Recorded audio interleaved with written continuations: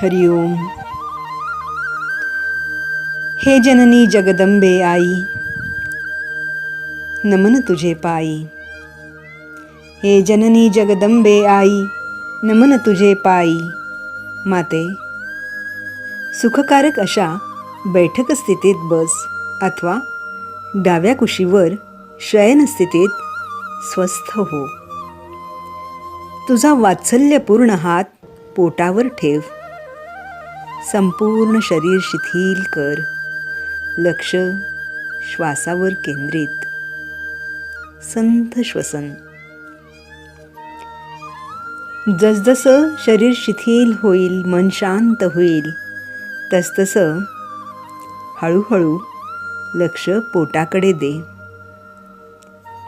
तिथे दिव्य प्रकाशाची जाणीव होऊन तुला मी दिव्य तेजपुंज असं तुझं हो सर्वस्वी तुझं बाळ दृगोचर होईल. माते,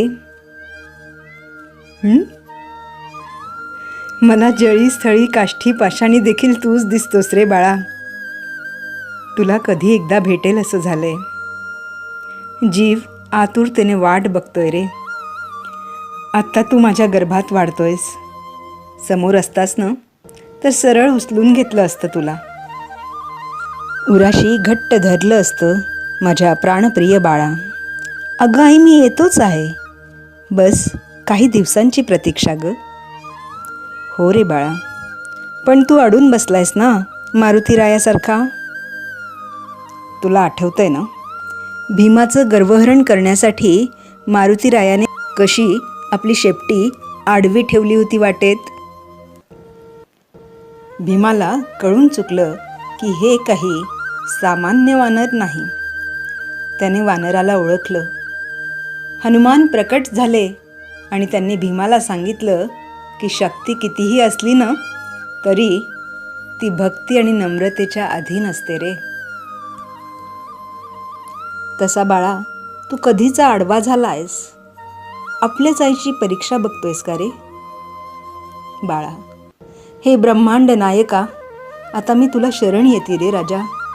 मला अभय दे. मला खात्री आहे तू तुझ्या बाललीलांनी गिरकी घेत थेट शीर्षासनात स्थित होत माझ्या मातृहृदयाला नैसर्गिक प्रसूतीचा आनंद प्रदान करशील. निश्चितच माते, तुझा आदेश शिरसावंद्य आहे. बघ बघ, मी त्वरित गिरकी घेत शीर्षासनात स्थित होतोय. जाणवतंय ना तुला. मी तुझ्या डाव्या कुशीत समोर आलो आहे. माझ्या गळ्याभोवती नाळ विरहित स्थिती आहे आणि जगत जननीच्या आदेशास्तव मी नमतं घेऊन आलोय माते.